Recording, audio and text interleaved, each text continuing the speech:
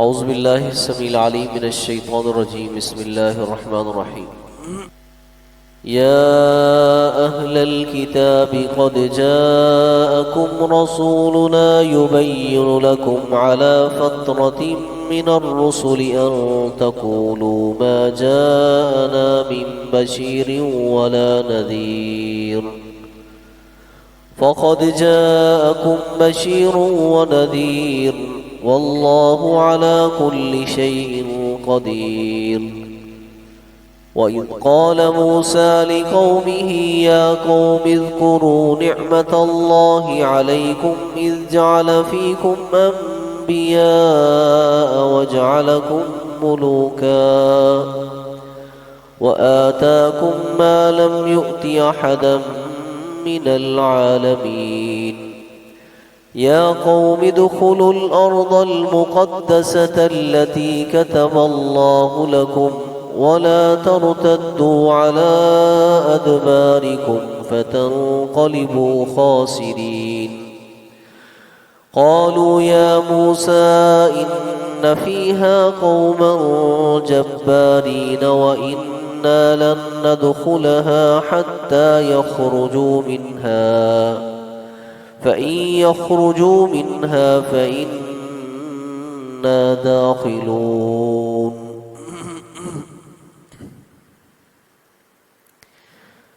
یا اہل الکتاب، اے اہل کتاب، قد جاءکم رسولنا، تحقیق آ چکا تمہارے پاس ہمارا پیغمبر، یبین لکم، جو تمہارے لیے صاف صاف بیان کرتا ہے، وضاحت کرتا ہے، علی فترۃ من الرسل، پیغمبروں کے وقفے کے بعد، یعنی پیغمبروں کے وقفے کے بعد ہمارا پیغمبر تمہارے پاس آ چکا جو تمہارے لیے ہر چیز کی وضاحت کرتا ہے۔ اس وقفے سے کیا مراد ہے؟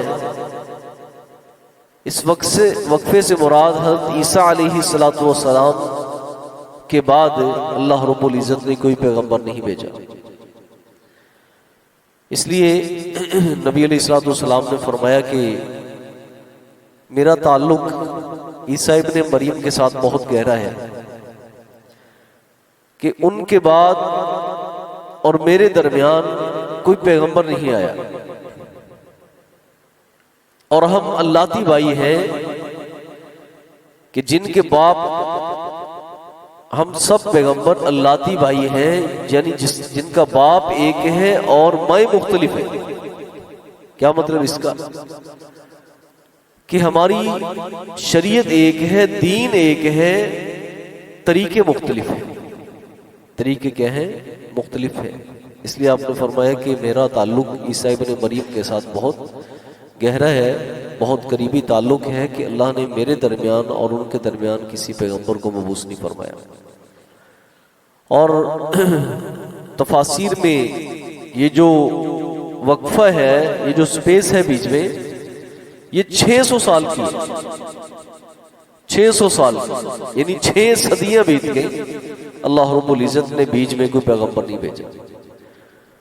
تو اسی دوران، اسی وقفے کے دوران جو نا وہ اہل کتاب جو نا وہ اپنے دین سے بٹ گئے،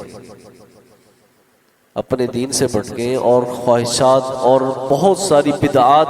خود ساختہ چیزیں دین میں پھر ایڈ کی گئیں، اور گمراہی کے اس رستے یعنی دہانے تک پہنچ گئے کہ جو تورات تھی اور انجیل تھی اس کا حلیہ بگاڑ کے رکھ دیا گیا، اس کا حلیہ بگاڑ کے رکھ دیا گیا۔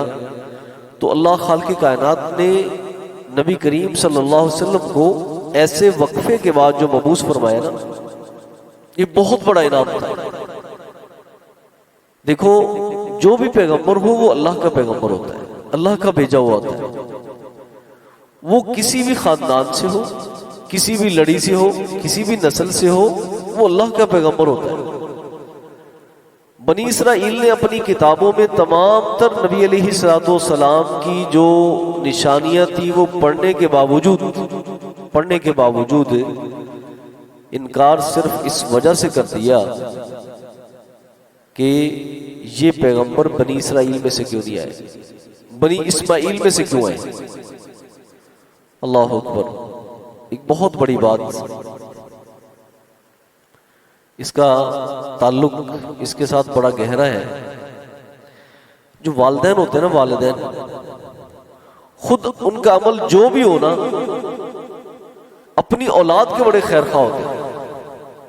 اپنی اولاد کے لیے قطعاً کوئی ایسے رستے کا انتخاب نہیں کرتے جو ان کے فیوچر کے لیے کیا ہو، مشکل ہو، خطرناک ہو۔ حدیث مبارک میں آتا ہے کہ ایک یہودی بچہ نبی علیہ الصلوۃ والسلام کے پاس آتا جاتا تھا، آپ کے ساتھ دوستی تھی، حضور اس سے محبت کرتے تھے۔ پتہ چلا کہ وہ بیمار ہے، اور بیماری بھی اس کی آخری بیماری تھی، یعنی مرض الموت تھی اس بچے کی۔ تو حضور اس کی تیمارداری کے لیے جب تشریف لے گئے تو آپ نے اس کا حال چال پوچھا، اور حضور نے اس بچے کے آخری وقت کو دیکھتے ہوئے آپ نے فرمایا کہ یا غلام قل لا الہ الا اللہ، اے بچے لا الہ الا اللہ پڑھ لو۔ فنظر الی ابیہ، اس نے باپ کی طرف دیکھا کہ ادھر سے مجھے جناب وہ پرمیشن ملے، ادھر سے اجازت ملے تو پھر میں کیا کروں، کلمہ پڑھوں۔ جب اس نے للچائی نظروں سے باپ کی طرف دیکھا نا تو باپ نے کہہ دیا کہ اتے ابو القاسم صلی اللہ علیہ وسلم، ابو القاسم جیسے کہتے ہیں نا ویسے کر لو۔ تو اس بچے نے کلمہ پڑھ لیا۔ نبی علیہ الصلوۃ والسلام نے فرمایا الحمدللہ الذی انقذہ من النار، کہ سب تعریف اس ذات کی ہیں جس نے اس بچے کو آگ سے بچا لیا۔ مجھے یہ بتائیں آپ،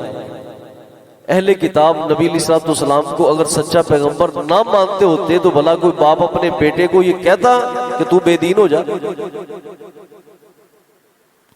اس کے نزدیک تو یعنی اسلام بے دینی تھی نا، لیکن حقیقت میں وہ جانتا تھا کہ یہ دین سچا دین ہے اور نبی کریم صلی اللہ علیہ وسلم سچے پیغمبر ہیں۔ ہماری جو ڈٹائی ہے وہ تو صرف اس بنیاد پر ہے کہ یہ اولاد اسماعیل میں سے کیوں ہیں، لیکن اس نے اپنے بیٹے کے لیے جو فیصلہ کیا وہ خوبصورت فیصلہ کیا۔ اپنے بیٹے سے کہہ دیا اطیع ابو القاسم صلی اللہ علیہ وسلم، کہ ابو القاسم کی بات کو مان لو۔ تو اس لیے یہ لوگ جانتے پہچانتے تھے نبی علیہ الصلوۃ والسلام کو۔ تو اس وقفے کے بعد جو اللہ نے مبعوث فرمایا نا نبی کریم صلی اللہ علیہ وسلم کو، یہ بہت بڑی نعمت تھی، بہت بڑی نعمت تھی۔ تو اللہ فرماتے ہیں یہ ہم نے ایک وقفے کے بعد اپنے پیغمبر کو کیوں بھیجا، ان تقولوا ما جاءنا من بشیر ولا نذیر، تاکہ تم یہ بات نہ کہہ سکو کہ ہمارے پاس کوئی بھلائی اور برائی سنانے والا پیغمبر نہیں آیا، یعنی کوئی بھلے کی بات اور جہنم سے ڈرانے والا کوئی پیغمبر ہمارے پاس نہیں آیا تاکہ تم یہ بات نہ کہہ سکو۔ فقط جاءکم بشیر و نذیر، پس تحقیق تمہارے پاس خوشخبری سنانے والا اور ڈرانے والا، آگاہ کرنے والا آ چکا۔ واللہ علی کل شیء قدیر، اللہ کی ذات کیا ہے، ہر چیز پہ قادر ہے۔ حضرات گرامی، ایک اور بہت بڑی بات، ایک بڑی خوبصورت بات حضرت امام احمد بن حنبل رحمۃ اللہ علیہ نے کی ہے۔ وہ فرماتے ہیں کہ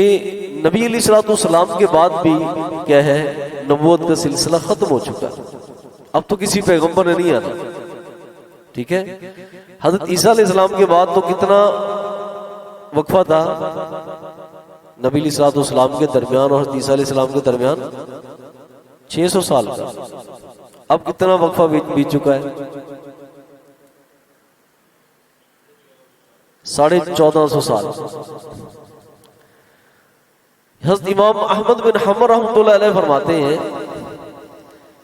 کہ ہمیں اس بات پہ اللہ کا شکر ادا کرنا چاہیے کہ اللہ نے نبی علیہ الصلوۃ والسلام کے بعد اس دین کو اس کی اصلی شکل میں جناب وہ باقی رکھنے میں سب سے نمایاں کردار وہ علماء کا کردار ہے،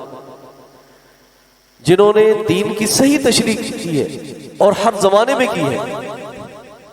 اور نبی علیہ الصلوۃ والسلام نے فرمایا کہ ہر صدی کے بعد اللہ خالق کائنات اس میری امت میں ایک مجدد پیدا کرتے رہیں گے جو دین کا احیاء کرتا رہے گا، جو دین کو اس کی اصلی شکل میں جو نا وہ بیان کرتا رہے گا۔ تو حضرات گرامی،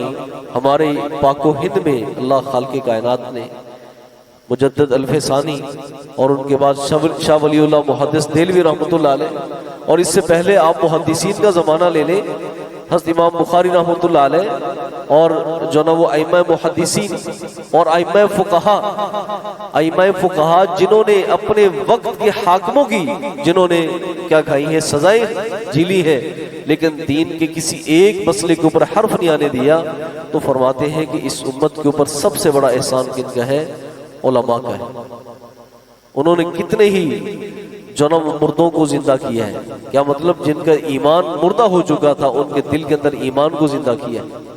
اور کتنے ہی ابلیس کے بچھاڑے ہوئے لوگ تھے جن کو ابلیس نے بالکل گمراہ کر دیا تھا، اور اہل علم نے ان کو صحیح راہ دکھایا ہے۔ لیکن علماء کا کتنا اچھا جو اثرات ہیں ان کے معاشرے کے اوپر، لیکن ان کے ساتھ ہمارا جو بہیو ہے وہ کتنا برا ہے، کتنا برا ہے۔ تو حضرات گرامی، اللہ خالق کائنات نے اس دین کی حفاظت کی ذمہ داری اٹھائی ہے، اور یہ کوئی ذمہ داری بغیر اسباب کے نہیں ہے، اللہ نے اس کے اسباب پیدا کی، اور اسباب میں جو بہت خوبصورت سبب کیا ہے وہ اس امت کے اندر علماء کا جو وہ پیدا ہونا ہے۔ نبی علیہ الصلوۃ والسلام نے فرمایا اللہ رب العزت جنا قیامت کے نزدیک علم کو اٹھا لیں گے، اور علم کا اٹھانا ایسے نہیں ہوگا کہ اللہ خالق کائنات لوگوں کے دلوں سے جو وہ علم کو نکال لیں گے، ولیکن یقبض العلم بقبض العلماء، کہ علماء اس طرح اٹھ جائیں گے کہ دنیا سے علم ان کے جانے کی وجہ سے کیا ہو جائے گا، کتنے دروازے علم کے بند ہو جائیں گے۔ اب کس کس کی مثال دی جائے؟ بہت لمبی تاریخ ہے علماء کی جو دنیا سے چلے گئے ہیں، اور ان کے بعد آج تک ان کی جو نا وہ جگہ کو پر نہیں کر سکا، اور فرمایا پھر یہ عالم ہو جائے گا کہ جو حالات جو نا وہ دین کے سربراہ بن جائیں گے، لوگ ان سے فتوے پوچھیں گے، اور پھر وہ گمراہی پر مبنی فتوے دیں گے، ضلوا فاضلوا، خود بھی گمراہ ہوں گے اور لوگوں کو بھی گمراہی کے رستے پہ ڈال دیں گے۔ تو حضرات گرامی، یہ دور جو نا تقریباً آ چکا ہے، دن بدن جو نا جہالت، لٹریچر بڑھتا جا رہا ہے، مختلف علوم اور فنون جو نا وہ بڑھتے جا رہے ہیں، لیکن دین کا علم جو ہے جس کے بارے میں نبی علیہ الصلوۃ والسلام نے فرمایا نا کہ بدل اسلام غریبا وسیعود غریبا، کہ اسلام کی ابتدا بھی اجنبیت سے ہوئی تھی، ان قریب دین یہ اجنبی ہو جائے گا، اور آخری زمانے میں تو نبی علیہ الصلوۃ والسلام نے فرمایا کہ دین اس طرح سمٹ جائے گا مدینہ کی طرف جس طرح سانپ اپنی بل میں سمٹ کر جو نا داخل ہو جاتا ہے۔ تو حضرات گرامی، دین سے وابستہ رہنا اور دین کے علم کو سیکھنا یہ اس دور کا بہت بڑا فریضہ ہے۔ اللہ سے دعا ہے کہ اللہ خالق کائنات مجھے اور آپ کو قرآن مجید سمجھنے کی توفیق نصیب فرمائے۔ سبحانک اللہم و بحمدک، اشہد ان لا الہ الا انت۔